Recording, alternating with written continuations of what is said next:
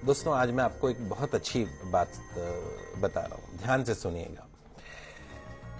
अगर मोहम्मद साहब की शिक्षाओं पर मनन किया जाए, मुस्लिम शिक्षा जो है उनकी शिक्षाओं पर मनन किया जाए तो दो बातें उनमें सबसे अहम है। पहली क्या है, मोहम्मद साहब की जो शिक्षाएं हैं वो किसी भी एक देश के लिए नहीं है या किसी भी एक धर्म के लिए नहीं है, हिंदू मुस्लिम सिख ईसाई, ऐसा नहीं है, सबके लिए है।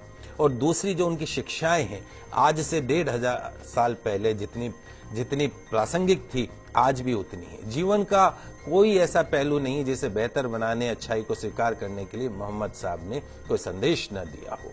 उनके संदेशों को गलत अर्थों में ले लें वो अलग बात है। उनकी जो बातें हैं वो इंसानों को सच की राह दिखाती हैं।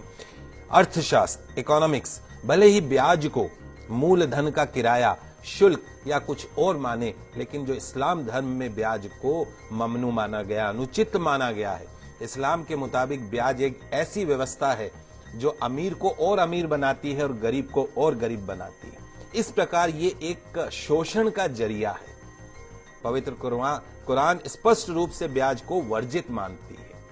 इंसानों के लिए कहा गया है, हे ईमान वालों, 2 गुना और 4 गुना करके ब्याज मत खाया करो, उस मालिक से डरो। ब्याज खाने से बरकत खत्म हो जाती है, ब्याज की कमाई से बरकत खत्म होती है, इससे इंसान द्वारा किए गए पुण्य भी खत्म हो जाते हैं। ध्यान रखें, ब्याज जो है वो धन को कम करता है, लेकिन दान पुण्य से धन कम नहीं होता। जो लोग ब्याज हासिल करने का निश्चय कर चुके हैं उनके लिए बहाने बनाते हैं, उसके लिए ये एक शैतानी धोखा है। जो लोग ब्याज लेने को सही कारोबार साबित करने की कोशिश करते हैं कि साहब ये तो हमारा बिजनेस है, और लोगों को भी यकीन दिलाते हैं कि ब्याज लेना उचित है, तो ऐसे लोगों को भी इसी प्रकार के शैतानी धोखे के शिकार होते हैं। तो जो लोग ब्याज खाते हैं उनके बारे में कहा गया है कि कयामत के दिन खड़े नहीं हो सकते, उसी तरीके से जैसे किसी को शैतान ने छूकर पागल कर दिया हो। यह इसलिए क्योंकि वे कहा करते थे कि व्यापार भी तो ब्याज के समान है। व्यापार को वैध कहा गया है, ब्याज को पूरी तरीके से अवैध कहा गया है।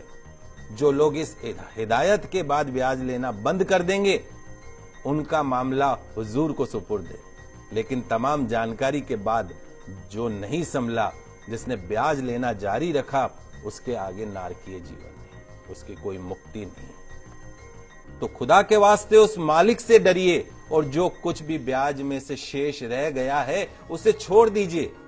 यदि तुम सच्चे दिल से ईमान रखते हो, ना तुम खुद जुल्म करो और ना तुम पर जुल्म किया जाए।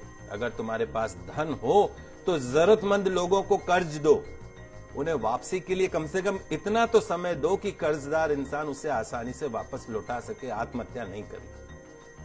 किसी वास्तविक वो अवश्यम भावी जो मजबूरी होती है कि जानबूझ के कोई नहीं, लेकिन मजबूरी है, अगर उस मजबूरी में अगर वो तुम्हारा समय पर धन नहीं लौटा सके तो उस पर कभी सख्ती मत करो, उसका अपमान मत करो, गालियां मत दो, उसे और समय दो। रोजी कमाने का गलत तरीका, गलत साधन, गलत रास्ता मत अपनाइए। मालिक से डरते हुए, उसकी नाफरमानी से बचते हुए सही जायज हलाल तरीके अपनाइए। हराम रोजी के करीब भी